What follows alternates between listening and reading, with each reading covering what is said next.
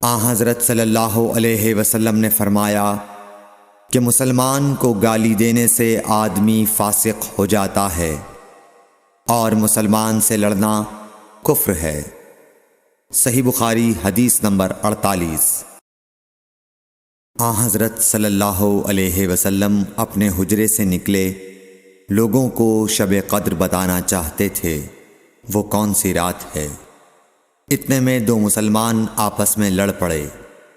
آپ صلی اللہ علیہ وسلم نے فرمایا، میں تو اس لیے باہر نکلا تھا کہ تم کو شب قدر بتلاؤں، اور فلاں فلاں آدمی لڑ پڑے تو وہ میرے دل سے اٹھا لی گئی، اور شاید اسی میں کچھ تمہاری بہتری ہو، تو اب ایسا کرو کہ شب قدر کو رمضان کی 27ویں، 29ویں اور 25ویں رات میں ڈھونڈا کرو۔ صحیح بخاری حدیث نمبر 49۔ ایک دن حضرت صلی اللہ علیہ وسلم لوگوں میں تشریف فرما تھے کہ آپ کے پاس ایک شخص آیا اور پوچھنے لگا کہ ایمان کسے کہتے ہیں۔ آپ صلی اللہ علیہ وسلم نے فرمایا کہ ایمان یہ ہے کہ تم اللہ پاک کے وجود اور اس کی وحدانیت پر ایمان لاؤ، اور اس کے فرشتوں کے وجود پر، اور اس اللہ کی ملاقات کے برحق ہونے پر، اور اس کے رسولوں کے برحق ہونے پر، اور مرنے کے بعد دوبارہ اٹھنے پر ایمان لاؤ۔ پھر اس نے پوچھا کہ اسلام کیا ہے؟ آپ صلی اللہ علیہ وسلم نے پھر جواب دیا کہ اسلام یہ ہے کہ تم خالص اللہ کی عبادت کرو اور اس کے ساتھ کسی کو شریک نہ بناؤ، اور نماز قائم کرو، اور زکوٰۃ فرض ادا کرو، اور رمضان کے روزے رکھو۔ پھر اس نے احسان کے متعلق پوچھا۔ آپ صلی اللہ علیہ وسلم نے فرمایا، احسان یہ ہے کہ تم اللہ کی عبادت اس طرح کرو گویا تم اسے دیکھ رہے ہو۔ اگر یہ درجہ نہ حاصل ہو تو پھر یہ تو سمجھو کہ وہ تم کو دیکھ رہا ہے۔ پھر اس نے پوچھا کہ قیامت کب آئے گی؟ آپ صلی اللہ علیہ وسلم نے فرمایا کہ اس کے بارے میں جواب دینے والا پوچھنے والے سے کچھ زیادہ نہیں جانتا، البتہ میں تمہیں اس کی نشانیاں بتلا سکتا ہوں۔ وہ یہ ہیں کہ جب لونڈی اپنے آقا کو جنے گی، اور جب سیاہ اونٹوں کے چرانے والے دیہاتی لوگ ترقی کرتے کرتے مکانات کی تعمیر میں ایک دوسرے سے بازی لے جانے کی کوشش کریں گے، یاد رکھو قیامت کا علم ان 5 چیزوں میں ہے جن کو اللہ کے سوا کوئی نہیں جانتا۔ پھر آپ صلی اللہ علیہ وسلم نے یہ آیت پڑھی کہ اللہ ہی کو قیامت کا علم ہے کہ وہ کب ہوگی۔ پھر وہ پوچھنے والا پیٹھ پھیر کر جانے لگا۔ آپ نے فرمایا کہ اسے واپس بلا کر لاؤ۔ لوگ دوڑ پڑے مگر وہ کہیں نظر نہیں آیا۔ آپ صلی اللہ علیہ وسلم نے فرمایا کہ یہ جبرائیل علیہ السلام تھے جو لوگوں کو ان کا دین سکھانے آئے تھے۔ صحیح بخاری حدیث نمبر 50۔ ہرقل شاہ روم نے ابو سفیان سے کہا، میں نے تم سے پوچھا تھا کہ اس رسول کے ماننے والے بڑھ رہے ہیں یا گھٹ رہے ہیں؟ تو نے جواب میں بتلایا کہ وہ بڑھ رہے ہیں۔ ٹھیک ہے، ایمان کا یہی حال رہتا ہے یہاں تک کہ وہ پورا ہو جائے۔ اور میں نے تجھ سے پوچھا تھا کہ کوئی اس کے دین میں آ کر پھر اس کو برا جان کر پھر جاتا ہے؟ تو نے کہا نہیں۔ اور ایمان کا یہی حال ہے، جب اس کی خوشی دل میں سما جاتی ہے تو پھر اس کو کوئی برا نہیں سمجھ سکتا۔ صحیح بخاری حدیث نمبر 51۔ حضور اکرم صلی اللہ علیہ وسلم فرماتے تھے، حلال کھلا ہوا ہے اور حرام بھی کھلا ہوا ہے، اور ان دونوں کے درمیان بعض چیزیں شبے کی ہیں جن کو بہت لوگ نہیں جانتے کہ حلال ہیں یا حرام۔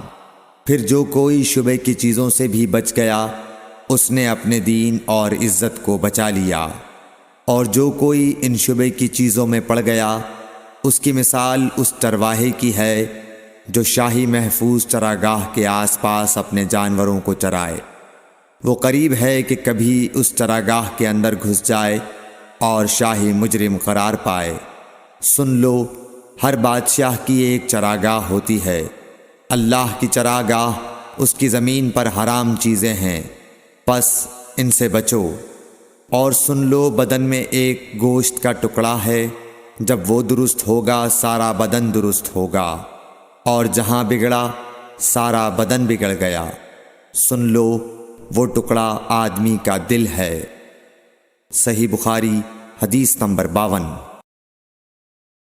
عبد القیس کا وفد جب حضرت صلی اللہ علیہ وسلم کے پاس آیا تو آپ نے پوچھا کہ یہ کون سی قوم کے لوگ ہیں یا یہ وفد کہاں کا ہے؟ انہوں نے کہا کہ ربیعہ خاندان کے لوگ ہیں۔ آپ صلی اللہ علیہ وسلم نے فرمایا، مرحبا اس قوم کو یا اس وفد کو، نہ ذلیل ہونے والے نہ شرمندہ ہونے والے، یعنی ان کا آنا بہت خوب ہے۔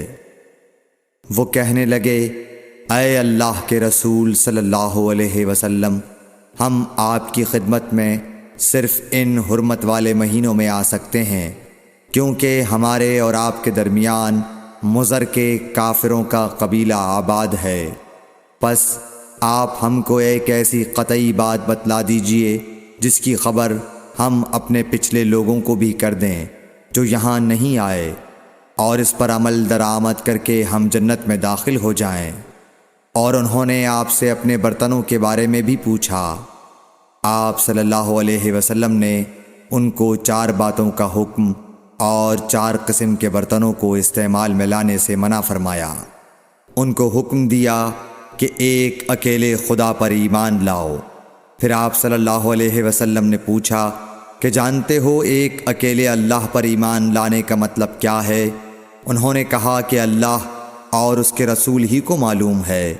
آپ نے فرمایا کہ اس بات کی گواہی دینا کہ اللہ کے سوا کوئی معبود نہیں، اور یہ حضرت محمد صلی اللہ علیہ وسلم اس کے سچے رسول ہیں، اور نماز قائم کرنا اور زکوٰۃ ادا کرنا اور رمضان کے روزے رکھنا اور مال غنیمت سے جو ملے اس کا 5واں حصہ مسلمانوں کے بیت المال میں داخل کرنا، اور 4 برتنوں کے استعمال سے آپ صلی اللہ علیہ وسلم نے ان کو منع فرمایا، سبز لاکھی مرتبان سے اور کدو کے بنائے ہوئے برتن سے، لکڑی کے کھودے ہوئے برتن سے اور روغنی برتن سے، اور فرمایا کہ ان باتوں کو حفظ کر لو اور ان لوگوں کو بھی بتلا دینا جو تم سے پیچھے ہیں اور یہاں نہیں آئے ہیں۔ صحیح بخاری حدیث نمبر 53۔ حضرت صلی اللہ علیہ وسلم نے فرمایا، عمل نیت ہی سے صحیح ہوتے ہیں یا نیت ہی کے مطابق ان کو بدلہ ملتا ہے، اور ہر آدمی کو وہی ملے گا جو نیت کرے گا۔ پس جو کوئی اللہ اور اس کے رسول کی رضا کے لیے ہجرت کرے اور اس کی ہجرت اللہ اور اس کے رسول کی طرف ہوگی، اور جو کوئی دنیا کمانے کے لیے یا کسی عورت سے شادی کرنے کے لیے ہجرت کرے گا تو اس کی ہجرت انہی کاموں کے لیے ہوگی۔ صحیح بخاری حدیث نمبر 54۔ حضرت صلی اللہ علیہ وسلم نے فرمایا، جب آدمی ثواب کی نیت سے اپنے اہل و عیال پر خرچ کرے پس وہ بھی اس کے لیے صدقہ ہے۔ صحیح بخاری حدیث نمبر 55۔ حضرت صلی اللہ علیہ وسلم نے فرمایا، بے شک تو جو کچھ خرچ کرے اور اس سے تیری نیت اللہ کی رضا حاصل کرنی ہو تو تجھ کو اس کا ثواب ملے گا، یہاں تک کہ اس پر بھی جو تو اپنی بیوی کے منہ میں ڈالے۔ صحیح بخاری حدیث نمبر 56۔ جریر بن عبداللہ رضی اللہ تعالی عنہ نے کہا کہ حضرت صلی اللہ علیہ وسلم سے میں نے نماز قائم کرنے اور زکوٰۃ ادا کرنے اور ہر مسلمان کی خیر خواہی کرنے پر بیعت کی۔ صحیح بخاری حدیث نمبر 57۔ جس دن مغیرہ بن شعبہ حاکم کوفہ کا انتقال ہوا تو جریر بن عبداللہ رضی اللہ تعالی عنہ خطبے کے لیے کھڑے ہوئے اور اللہ کی تعریف اور خوبی بیان کی، اور کہا تم کو اکیلے اللہ کا ڈر رکھنا چاہیے، اس کا کوئی شریک نہیں، اور تحمل اور اطمینان سے رہنا چاہیے اس وقت تک کہ کوئی دوسرا حاکم تمہارے اوپر آئے، اور وہ ابھی آنے والا ہے۔ پھر فرمایا کہ اپنے مرنے والے حاکم کے لیے دعائے مغفرت کرو، کیونکہ وہ مغیرہ بھی معافی کو پسند کرتا تھا۔ پھر کہا کہ اس کے بعد تم کو معلوم ہونا چاہیے کہ میں ایک دفعہ حضرت صلی اللہ علیہ وسلم کے پاس آیا اور میں نے عرض کیا کہ میں آپ سے اسلام پر بیعت کرتا ہوں۔ آپ نے مجھ سے ہر مسلمان کی خیر خواہی کے لیے شرط کی، پس میں نے اس شرط پر آپ سے بیعت کر لی۔ پس اس مسجد کے رب کی قسم کہ میں تمہارا خیر خواہ ہوں۔ پھر استغفار کیا اور ممبر سے اتر آئے۔ صحیح بخاری حدیث نمبر 58۔